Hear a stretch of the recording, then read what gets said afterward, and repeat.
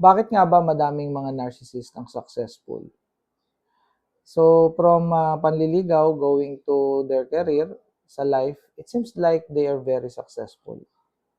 Totoo naman. No? Actually, yung mga fina-follow nyo sa social media, sa TikTok, no, tsaka dyan sa Facebook, karamihan dyan narcissist. Kita nyo naman, basically, yung mga babae, ang daming narcissist na babae na naglipana dyan sa social media, sa TikTok na nga lang eh. No? So, paano nyo malalaman kung ang isang babae narcissist? Basically, pag ginagamit nila yung katawan nila para mag-follow yung mga tao. No, yung nagpapakita ng cleavage, nagtutupis, tapos ay ang datingan ay ng sisidyos. So, sa pangyayaring yan, masasabi natin na marahil narcissist ng mga kababaihan na ito. And then marami din kalalakihan na narcissist yan. Yung mga pinapakita nila yung kanilang lifestyle, yung kanilang pamumuhay, tapos ay puro mukha nila yung naka-post doon, no, wala naman na itutulong sa mga tao, hindi naman nagbibigay ng mga advice, ng education, etc. etc. So basically yun. Ngayon, ang tanong, bakit sila successful? It's because ang mga narcissist, karamihan sa kanila ay wicked. So the wicked always succeed first. Okay? So according dito sa binabasa kong libro, no, i-merge ko yung aking kaalaman sa narcissism at saka itong libro na to, and I found out na ito ay nangyayari talaga sa society natin. You know why? Because sa society natin, meron tinatawag na explicit at saka implicit. So, explicit, ito yung mga kabutihang nakikita natin, no?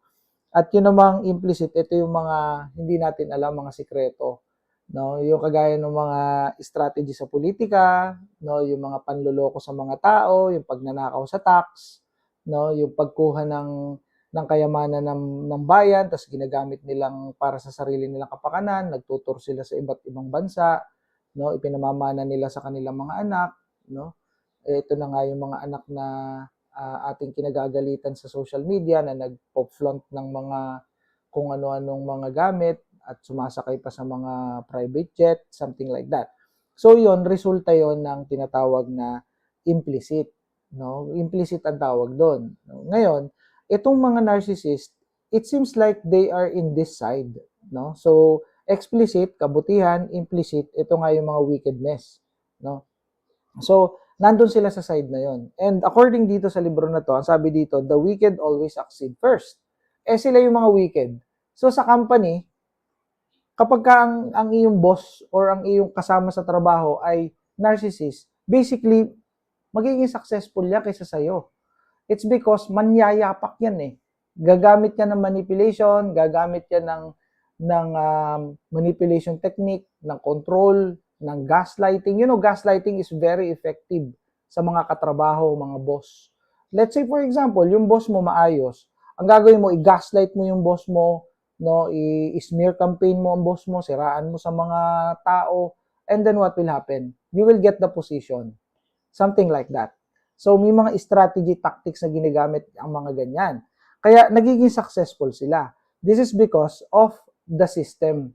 No? Yung system ng society natin na nag-ooperate sa two systems. Ito na nga yung sinasabi natin na explicit at saka implicit.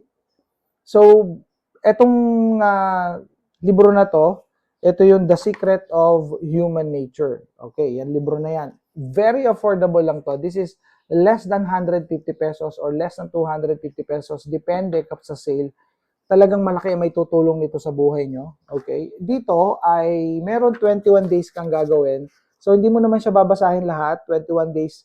Merong specific na topic. Dalawang topics lang yung babasahin mo sa araw-araw. In this case, nandito na ako sa day 4 kasi inuulit-ulit ko siya. So, nasa day 4 siya. Nilagyan ko siya ng day 4 dito. Makikita mo naman sa table of contents kung ano yung para sa araw na to na iseset mo. Okay. So here, yung mini-mention ko sa inyo, ang title niyan is The Method to See Through the Essence of All Phenomena. Okay, so ipakita ko sa inyo ng close-up para ma-appreciate nyo kung paano ko na-diagnose itong sistema na to, kung bakit nasabi ko na ang mga narcissists ay nagiging successful. Tingnan natin dito, pakita ko sa inyo. Okay, so yan yung book. Okay, and then ito yung laman. So nasa fourth, no, ika-apat na araw, fourth day. Okay, so actually kahapon 'yan. Okay, 9. Nilagyan ko lang ng date para hindi ako malito. So, iyan, ito, at saka ito, okay, yan yung pang fourth day. Ayan, oh. Meron. Ito, fifth day na to eh. Okay, fifth day na yan. Okay, so ito, yan yung binasa ko kagabi. Ayan, tsaka to. So, the method to see through the essence of all phenomena, ayan yung kanyang kasunod. So, tingnan natin kung saan ko kinuha to. Sabi dito, okay, the wicked, yan, always succeed first. Okay, so dito, pinaliliwanag dito na may dalawang system, ayan. Yung system na explicit, okay, ito, ayan, at saka implicit, ayan. So, sabi dito is, the Tao is the unity of opposites, yin and yang. This society operates with two systems. One is explicit and the other is implicit. The explicit system is for the masses. It tells you to live stable life, not to overthink things. The implicit system is reserved for the few who control the world behind the scenes, passing down secrets only to insiders, maintaining a hidden order. So, dyan, no, dyan nandyan ang narcissist sa part na yan. Okay? Yung part na yan. Kaya dito, makikita nyo dito, ayan, the wicked always succeed first. Nilagyan ko na, implicit. So, dito galing yun. So, minerge natin yung narcissism at saka itong libro na to and boom, nag-click. Okay? Na-connect natin. So, here, makikita nyo dyan is, yan yon. Okay? Day 1, day 2, day 3. So, sa day 1, yun muna yung babasahin nyo. Yun, yung nakatapat na yun. Ito, the world is reversed, and then ito, start walking on the road. Tapos, sunod-sunod na yan, hanggang dun. Okay? So, yan, may mga markings yan dito na nilagay ko. Ito, day 1, pakita ko sa inyo. Okay, let's start with day 2. Ayan, day 2. Ayan, may mga marking na yan. Day 2. Okay, yan.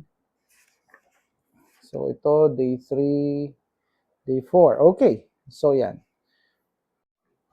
Okay, so yun na nga. Yun na nga ang nangyari doon. Okay? That's the reason why narcissists are successful in life. It's because they are wicked. Okay? So, it's built in their personality. May kasamahang kawalangian ang personality ng narcissist. That's the reason why ganun sila. They have lack of empathy, no? Bihira sila makonsensya or talagang ang konsensya nila ay ika nga ay parang hindi nag-exist. And that's the reason why they are wicked and they are successful. Okay? See you in my next content. Ilagay na lang ako ng yellow basket dyan or link para ma-check out itong The Secret of Human Nature. Okay? Bye for now.